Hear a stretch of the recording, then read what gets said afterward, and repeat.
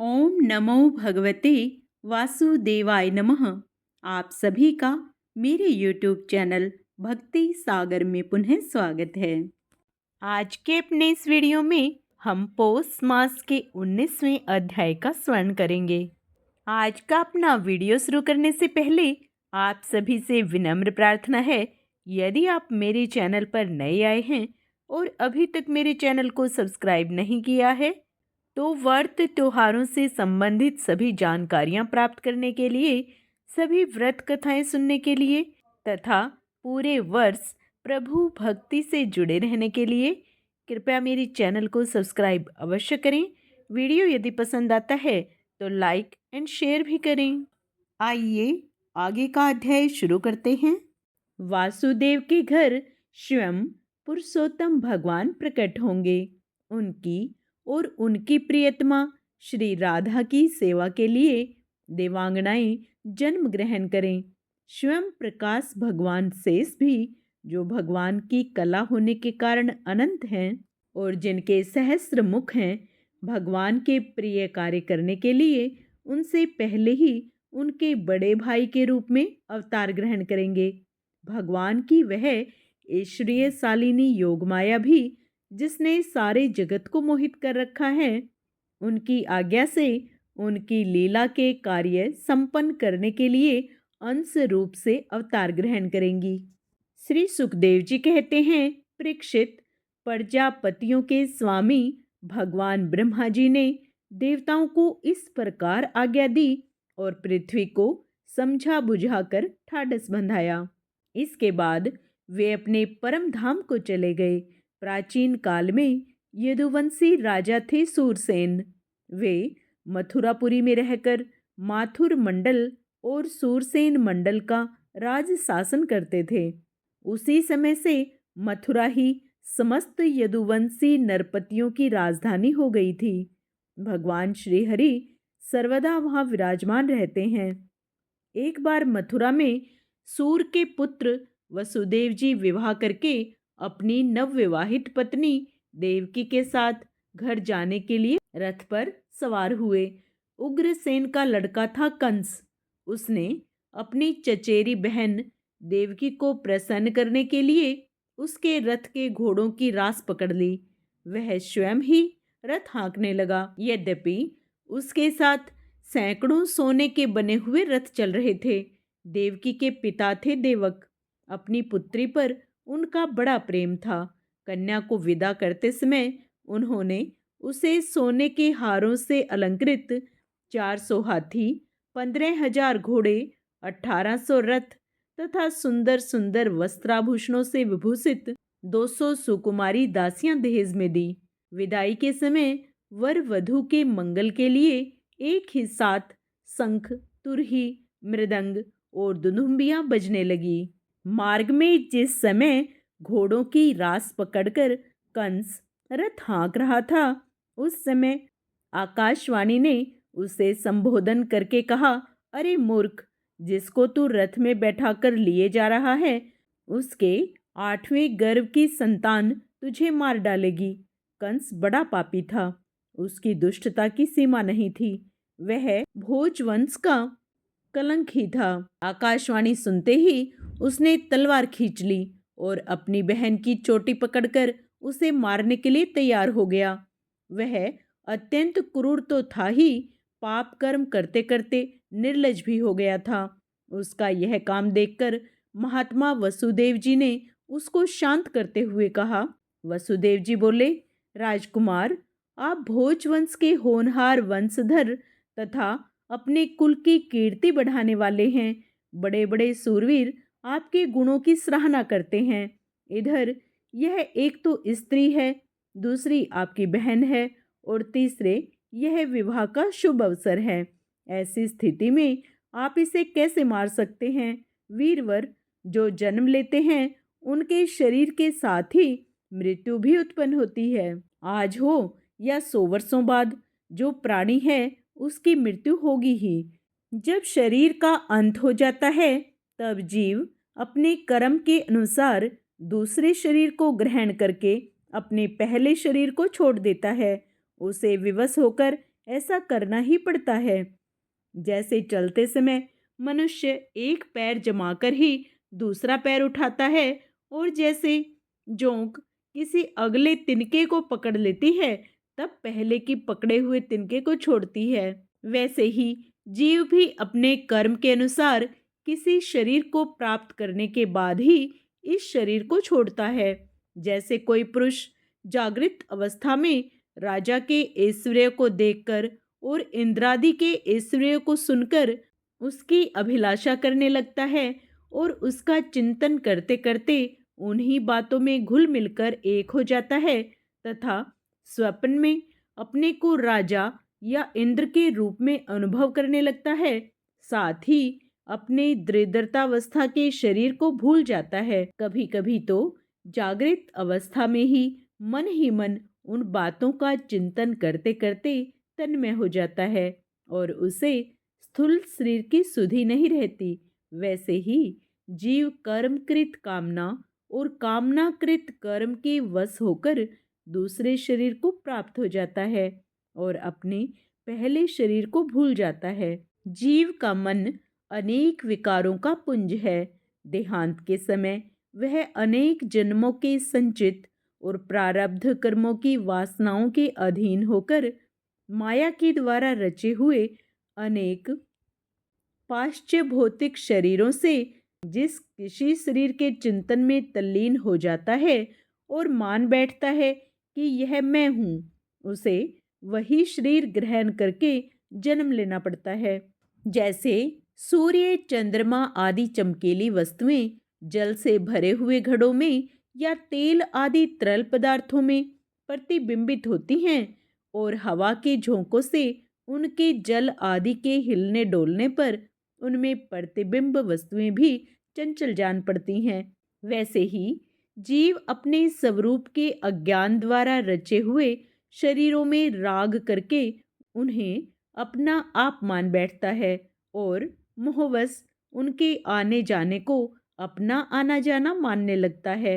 इसलिए जो अपना कल्याण चाहता है उसे किसी से द्रोह नहीं करना चाहिए, क्योंकि जीव कर्म के अधीन हो गया है और जो किसी से भी द्रोह करेगा उसको इस जीवन में शत्रु से और जीवन के बाद परलोक से भयभीत होना ही पड़ेगा।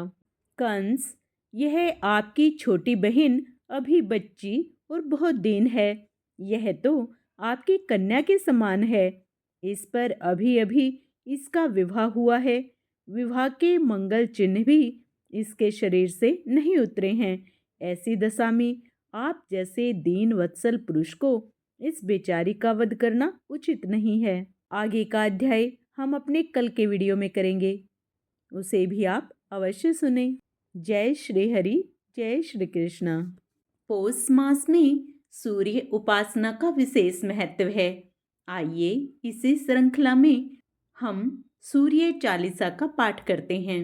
श्री रवि हरत हो घोरतम, अगिनत किरण पसारी, वंदन करूं तव चरणन में, अर्ध देऊं जलधारी। सकल सृष्टि के स्वामी हो, सचराचर के नाथ, निस्दिन होत तुमसे ही, होवत संध्या प्रभात। जय भगवान सूर्य तमहारी, जय खगेश दिनकर शुभकारी। तुम हो सृष्टि के नेत्र स्वरूपा, त्रिगुणधारी त्रैवेद स्वरूपा।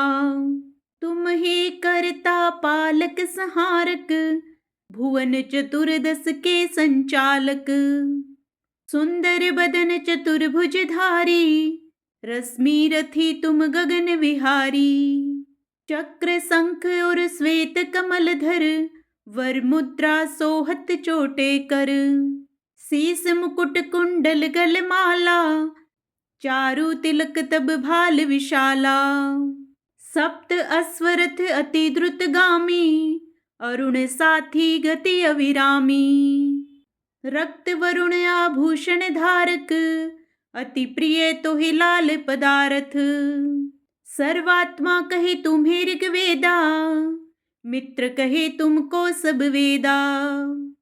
पंचदेवों में पूजे जाते, मन वांछित फल साधक पाते। द्वादश नाम जाप उद्धारक, रोग शोक और कष्ट निवारक। माँ कुंती तब ध्यान लगायो, दानवीर सुत करण सो पायो। राजा युधिष्ठिर तब जस गायो, अक्षय पात्र वो वन में पायो। शस्त्र त्याग अर्जुन अकुरायो, बन आदित्य हृदय से पायो। विंध्याचल तब मार्ग में आयो, हाहाकार तिमिर से छायो। मुनि अगस्त्य गिरि गर्व मिटायो, निज तप बल से विंध्य नवायो। मुनि अगस्त्य तब महिमा गाई, सुमिर भय विजय रघुराई।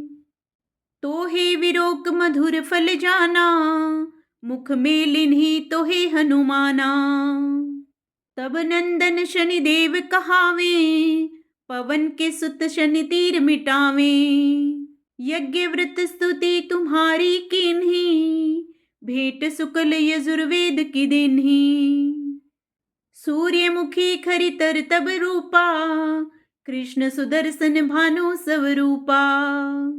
नमन तो हे ओंकार स्वरूपा, नमन आत्मा और काल स्वरूपा।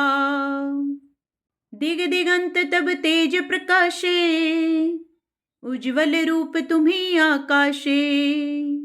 दस दिगपाल करत तब सुमिरन, अंजलि नित्य करत हैं अर्पण। त्रिविधि ताप हरता तुम भगवन, ज्ञान ज्योति करता तुम भगवन। सफल बनावे तब आराधना, गायत्री जप सरल है साधना। संध्या त्रिकाल करत जो कोई, पावे कृपा सदा तब वो ही। चित्त शांति सूर्याष्टक देव, व्याधि अपाधि सब हर लेव। अष्टदल कमल यंत्र शुभकारी, पूजा उपासन तब सुखकारी। माघ मास सुद सप्तमी पावन, आरंभ हो तब शुभ व्रत पालन। भानु सप्तमी मंगलकारी, भक्ति दायिनी दोषणहारी।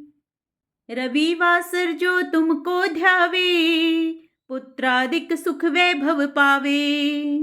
पाप रूपी पर्वत के विनाशी, व्रज रूप तुम हो अविनाशी। राहु आन तब ग्रास बनावे, ग्रहण सूर्यता को लग जावे। धर्म दान तप करते हैं साधक, मिटत राहु तब पीड़ा बाधक। सूर्य देव तब कृपा कीजे, दीर्घ आयु बल बुद्धि दीजे। सूर्य उपासना कर नित ध्यावे, कुष्ठ रोग से मुक्ति पावे। दक्षिण दिशा तोरी गति जावे, दक्षिणायन वो ही कहलावे। उत्तर मार्गी तोरो रथ होवे, उत्तरायण तब वो कहलावे।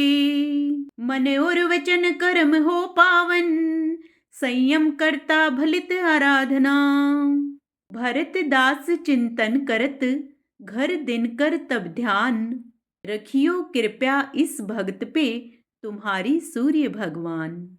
जय सूर्य भगवान। ओम जय सूर्य भगवान, जय हो दिनकर भगवान। जगत के नेत्र स्वरूपा, तुम हो त्रिगुण स्वरूपा।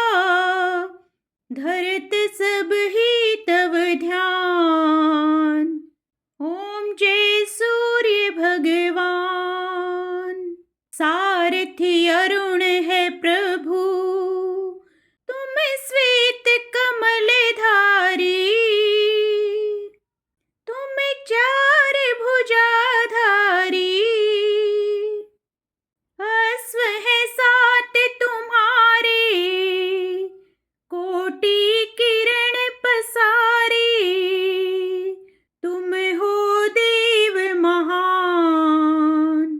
ओम जय सूर्य भगवान।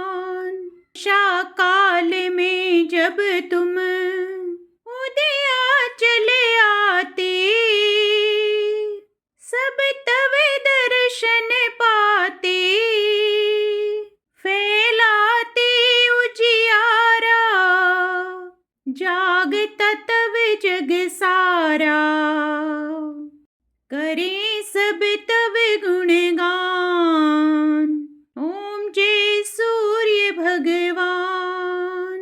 संध्या में भुवनेश्वर अस्ताचल जाते, गोधन तब घर आते। गोधूलि बेला में हर घर हर आंगन में हो तब महिमा गान। ओम जय सूर्य भगवान। देव धनुज नर नारी ऋषि मुनिवर भजते, आदित्य हृदय जपते। स्तोत्र ये मंगलकारी, इसकी है रचना न्यारी। दे नव जीवन दान। ओम जय सूर्य भगवान। तुम हो त्रिकाल रचयिता, तुम जग के आधार। महिमा तव अपरंपार, प्राणों का सिंचन करके भक्तों को अपने देते। बल बुद्धि और ज्ञान।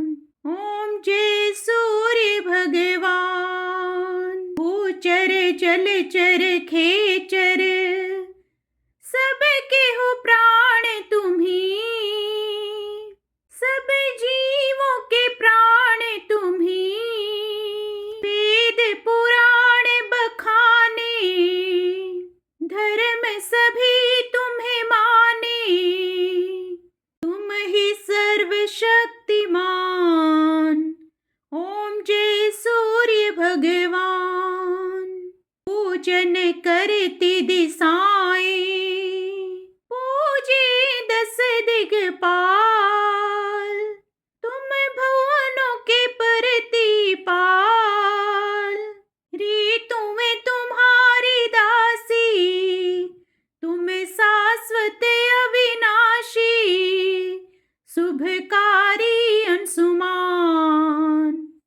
ओम जय सूर्य भगवान। ओम जय सूर्य भगवान। जय हो दिनकर भगवान। जगत के नेत्र स्वरूपा, तुम हो त्रिगुण स्वरूपा। कृत सब ही तव ध्यान। ओम जय सूर्य भगवान। ओम जय सूर्य भगवान। ओम सूर्याय नमः।